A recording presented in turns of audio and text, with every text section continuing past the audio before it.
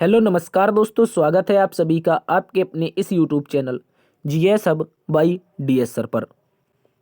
दोस्तों आज हम देखने वाले हैं यूपी डीएलएड यानी कि बीटीसी एग्ज़ाम के सेकंड सेमेस्टर के लिए एक प्रारंभिक शिक्षा के नवीन प्रयास नामक सब्जेक्ट से एक बेहतरीन क्लास।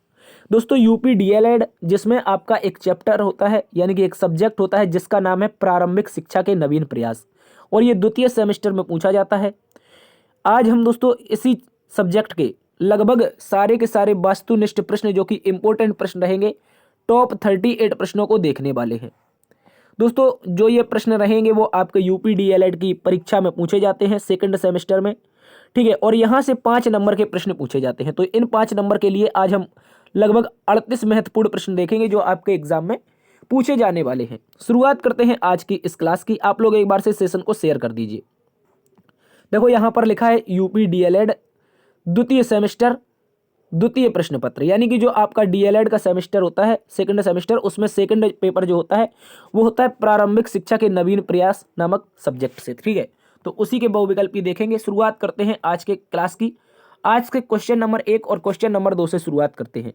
देखो क्वेश्चन नंबर 1 लिखा है राज्य को 6 से 14 वर्ष के सभी बच्चों को निःशुल्क एवं अनिवार्य शिक्षा का अधिकार भारतीय संविधान के लिए अनुच्छेद से प्राप्त है।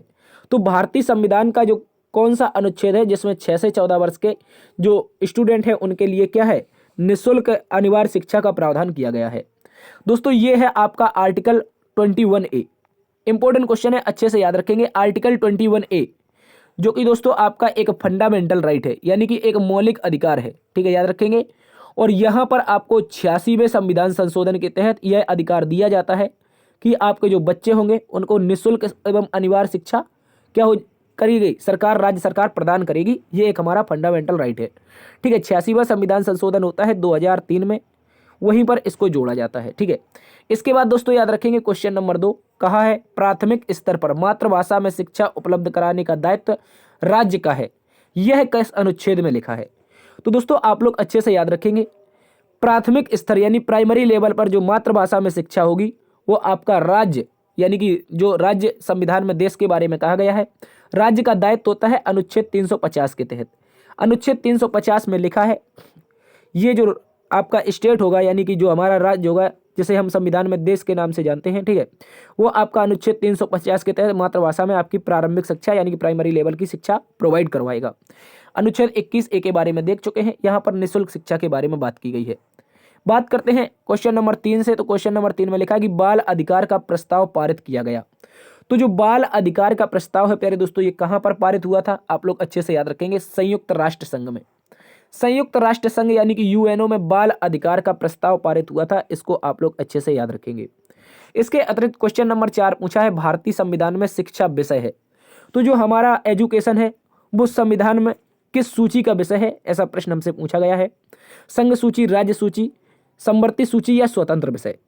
देखो दोस्तों जो एजुकेशन है वो आपका समवर्ती सूची का विषय है। किसका है, समवर्ती सूची।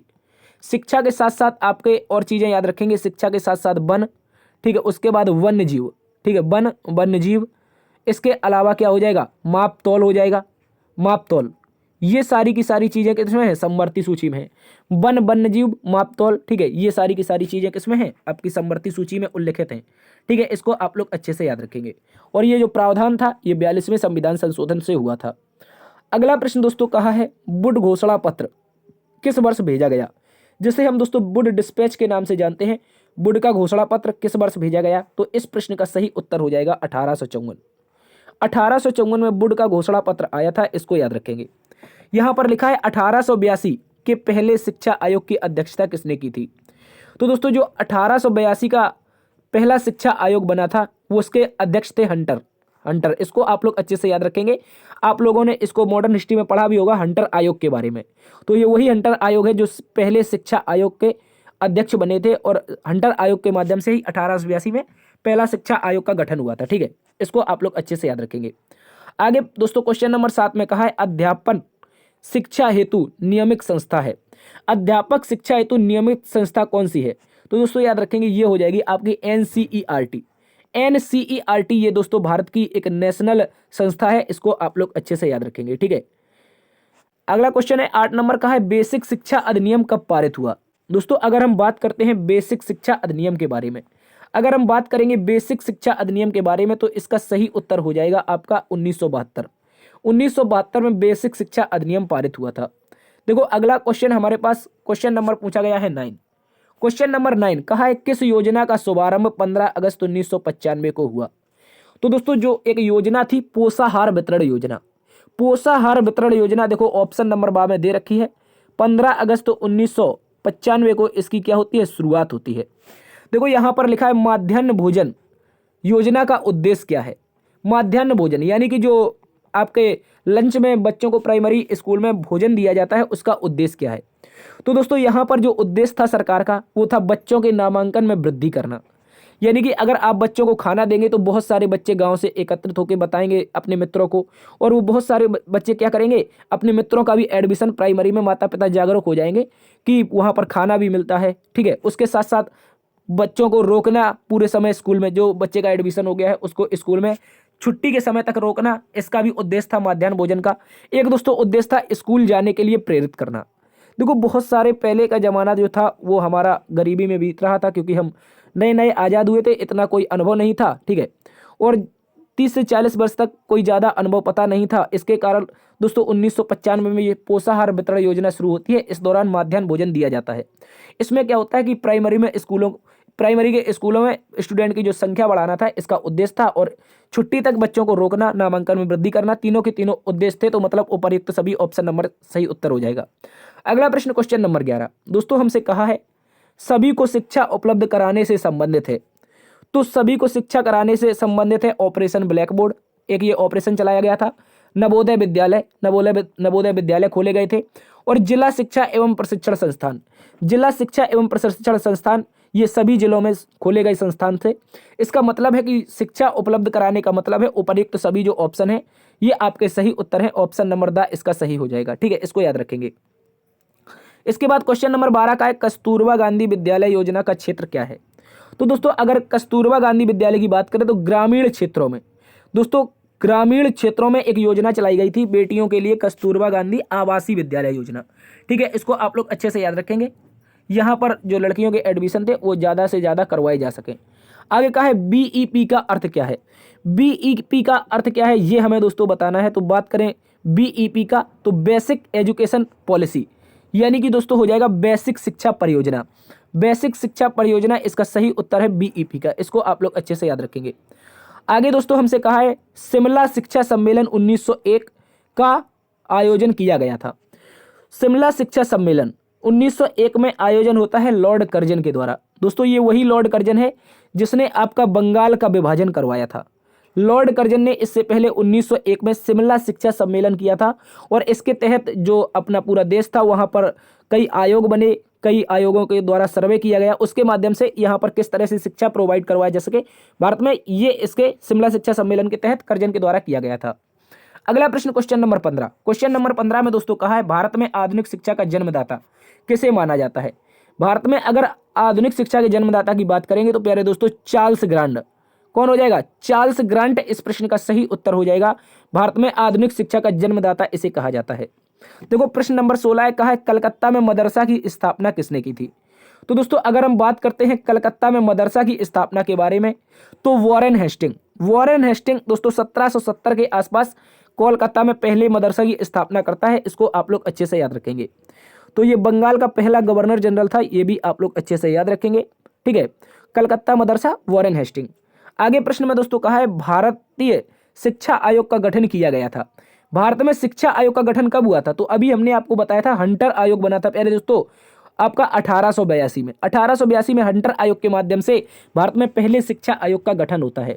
ठीक है, आगे प्रश्न देखो शिमला सम्मेलन के बारे में फिर से पूछा है। अभी हमने बताया था लॉर्ड कर्जन के द्वारा शिमला सम्मेलन करवाया गया था 1901 में। कब करवाया गया था, 1901। इसका सही उत्तर हो जाएगा। देखो यहां पर लिखा है स्कूल चलो अभियान अंग है। स्कूल चलो अभियान किसका अंग है, तो दोस्तों याद रखेंगे सर्व शिक्षा अभियान का। सर्व शिक्षा अभियान का मतलब है सभी को शिक्षा। ठीक है, सर्व शिक्षा अभियान का जो अंग है वो आपका स्कूल चलो अभियान है। ठीक है, इसको याद रखेंगे। क्वेश्चन नंबर 20 की ओर बढ़ते हैं। क्वेश्चन नंबर 20 में कहा है कस्तूरबा गांधी विद्यालय योजना का संबंध है। तो देखो अभी हमने बताया था ग्रामीण क्षेत्र था, लेकिन यहाँ पर क्या बताया है, माध्यमिक बालिका शिक्षा से। देखो यहाँ पर लिखा है माध्यमिक बालिका शिक्षा। मैंने बताया था कि बच्चियों की शिक्षा के लिए जो कस्तूरबा गांधी विद्यालय परियोजना चलाई गई थी, इसको आप लोग अच्छे से याद रखेंगे। आगे दोस्तों कहा है बाल अधिकार का प्रस्ताव पारित किया गया था। तो बाल अधिकार का प्रस्ताव किसने पारित किया था, तो इसका सही उत्तर हो जाएगा, इसमें आपका यूनेस्को शामिल था, भारत सरकार शामिल थी और संयुक्त राष्ट्र संघ, यानी कि तीनों के तीनों शामिल थे।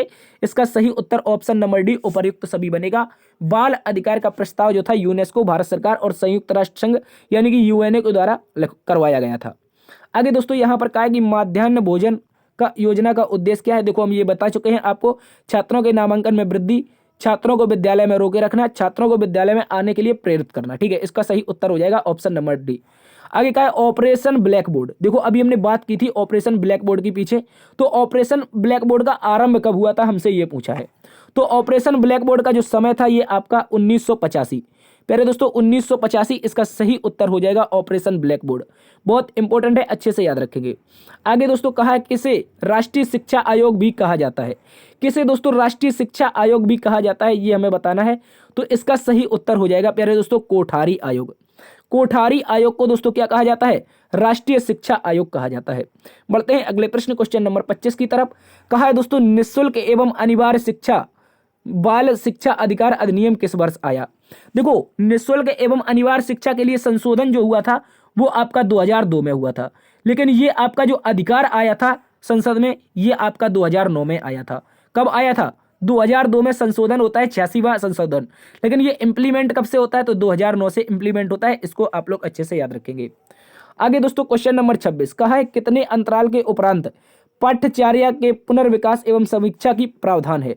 तो कितने अंतराल के उपरांत पाठ्यचर्या के पुनर्विकास एवं समीक्षा का प्रावधान है, तो दोस्तों इसका सही उत्तर हो जाएगा 5 वर्ष। कितना हो जाएगा, 5 वर्ष इसका सही उत्तर है, यानी कि 1 से लेकर कक्षा 5 तक 5 वर्ष होते हैं। आगे दोस्तों कहा है कि भारतीय संविधान के किस अनुच्छेद में 6 से 14 वर्ष की आयु तक के बालकों को निःशुल्क एवं अनिवार्य शिक्षा की बात की गई है। देखो दोस्तों यहाँ पर अभी हमने देखा था अनुच्छेद 21A। क्या देखा था, अनुच्छेद 21A, उसी को कहा जाता है अनुच्छेद 21 का। ठीक है, इसको आप लोग अच्छे से याद रखेंगे, या तो अनुच्छेद 21A ऑप्शन में देगा या अनुच्छेद 21 का देगा। ठीक है, इसको याद रखेंगे। आगे दोस्तों कहा है शिक्षा में छनाई का सिद्धांत लागू किया गया। शिक्षा में छनाई का सिद्धांत जो था ये कब लागू किया गया, किस लिए लागू किया गया, तो याद रखेंगे जन शिक्षा हेतु, यानी कि जो भारत के जो युवा हैं, जो लोग थे, जो ग्रामीण थे, उन सभी को शिक्षा मिल सके, इसलिए शिक्षा के छनाई सिद्धांत को भारत में लागू किया गया था। इसको याद रखेंगे। आगे दोस्तों क्वेश्चन नंबर 29 का जिला प्राथमिक शिक्षा कार्यक्रम किसकी वित्तीय सहायता से संचालित किया गया। तो जिला प्राथमिक शिक्षा कार्यक्रम की अगर बात करें तो दोस्तों ये इसमें आपका सहयोग किया था विश्व बैंक ने। किसने सहयोग किया था, वर्ल्ड बैंक ने भारत का इसमें सहयोग किया था। इसको आप लोग अच्छे से याद रखेंगे। ठीक है, बढ़ते हैं अगले प्रश्न क्वेश्चन नंबर 30 की तरफ। क्वेश्चन नंबर 30 में कहा है ह्रास की समस्या से क्या आशय है। अगर बात करते हैं ह्रास की समस्या का, ह्रास का मतलब क्या होता है, घाटा होता है। ह्रास का मतलब क्या होता है, घाटा। तो यहां से आप लिख सकते हैं घटना। ठीक है, घटना। यहां पर देखो लिखा है छात्रों के बीच में ही विद्यालय छोड़कर चला जाना। छात्रों का बीच में ही विद्यालय छोड़कर चला जाना, ये क्या कहलाता है, ह्रास की समस्या कहलाता है। इसको याद रखेंगे। आगे बढ़ते हैं क्वेश्चन नंबर 31 की तरफ। क्वेश्चन नंबर 31 में कहा है निम्न में से कौन सा अनुच्छेद अल्पसंख्यक वर्गों के हितों के संरक्षण से संबंधित है। तो दोस्तों इसका सही उत्तर हो जाएगा अनुच्छेद 29 क्लॉज 1।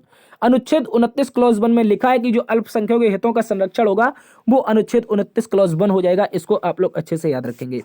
आगे दोस्तों कहा है 6 से 14 वर्ष तक के बच्चों को निःशुल्क एवं अनिवार्य शिक्षा मौलिक अधिकार किस संशोधन के द्वारा जोड़ा गया। तो अभी हमने पीछे बताया था प्यारे दोस्तों 86वां संविधान संशोधन था, 2002 में ये हुआ था। इसको याद रखेंगे। बढ़ते हैं अगले प्रश्न क्वेश्चन नंबर 33 की तरफ। कहा है दोस्तों केंद्रीय सलाहकार बोर्ड किसके नाम से जाना जाता है। अगर हम बात कर लेते हैं केंद्रीय सलाहकार बोर्ड के बारे में तो इसका सही उत्तर हो जाएगा सार्जेंट योजना के नाम से।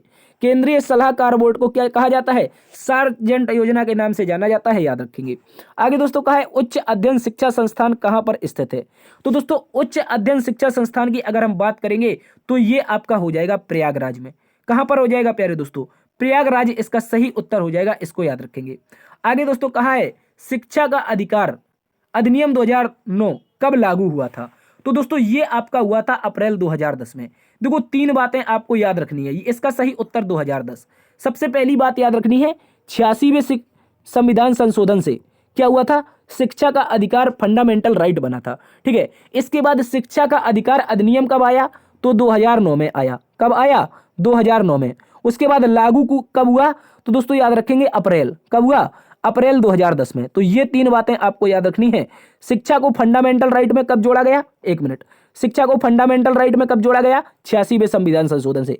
2009 में शिक्षा का अधिकार अधिनियम आया और 2010 में ये लागू हो गया। ठीक है, इसको याद रखेंगे। क्वेश्चन नंबर 36 का है, निम्न आयोगों का सही क्रम बताएं। यहां पर आयोगों का सही क्रम हमसे पूछा है। तो 4 आपके सामने आयोग हैं। देखो, सबसे पहले हंटर आयोग, राधाकृष्णन आयोग, वुड डिस्पैच और कोठारी आयोग। देखो, वुड डिस्पैच की अभी हमने आपको डेट बताई थी कितनी, 1854। हंटर आयोग की डेट बताई थी 1882। कितनी बताई थी, हंटर आयोग जिसमें पहले शिक्षा आयोग का गठन हुआ था 1882। तो सबसे पहले ऑप्शन नंबर सी आना चाहिए। देखो, सबसे पहले ऑप्शन नंबर सी इसमें दे रखा है, यही इसका सही उत्तर हो जाएगा, इसको याद रखेंगे। ऑप्शन नंबर सी यानी कि सा इसका सही उत्तर है, बाद बाकी सारे के सारे गलत हैं। बढ़ते हैं अगले प्रश्न, क्वेश्चन नंबर 37 की तरफ। क्वेश्चन नंबर 37 में दोस्तों कहा है, उत्तर प्रदेश में मिड डे मील योजना, पका हुआ भोजन कब लागू हुआ। देखो, पोषाहार योजना चली थी 15 अगस्त 1995 को, लेकिन पके हुए भोजन की योजना यानी कि मिड डे मील की योजना कब शुरू हुई थी, तो प्यारे दोस्तों याद रखेंगे 1 सितंबर 2004। 1 सितंबर 2004 इस प्रश्न का सही उत्तर है। उत्तर प्रदेश में मिड डे मील योजना शुरू होती है। आगे का कस्तूरबा गांधी बालिका विद्यालय योजना भारत सरकार के द्वारा कब चलाई गई। देखो, इस योजना की अभी हमने पीछे बात की थी कि ये ग्रामीण क्षेत्रों के लिए चलाई गई थी। ग्रामीण क्षेत्रों में जो बालिकाएं थी, जो किसकी, माध्यमिक स्तर की, उनके लिए ये योजना चली थी वर्ष 2004 में। वर्ष 2004 इसका सही उत्तर हो जाएगा। यहाँ पर कक्षा 6 से कक्षा 8 तक की जो बच्चियां होंगी उनके लिए कस्तूरबा गांधी बालिका विद्यालयों की योजना चलाई गई थी 2004 में भारत सरकार के द्वारा। तो दोस्तों आज के हमने टॉप 38 प्रश्नों की बात करी थी, तो टॉप 38 प्रश्न यहीं पर समाप्त होते हैं। आशा करते हैं आज की क्लास आपको पसंद आई होगी। यदि पसंद आई है तो एक बार सेशन को लाइक कर दीजिए, दोस्तों में सेशन को शेयर कर दीजिए, और अभी तक अपने चैनल को सब्सक्राइब नहीं किए हैं तो आप इसको सब्सक्राइब कर लीजिए। देखते रहिए आपका अपना परिवार GS hub by DS sir. बड़ों का सम्मान करना, छोटों को प्यार देना। तब तक के लिए अपना भी ख्याल रखना। मिलते हैं कल एक नई क्लास में, तब तक के लिए जय हिंद, जय भारत।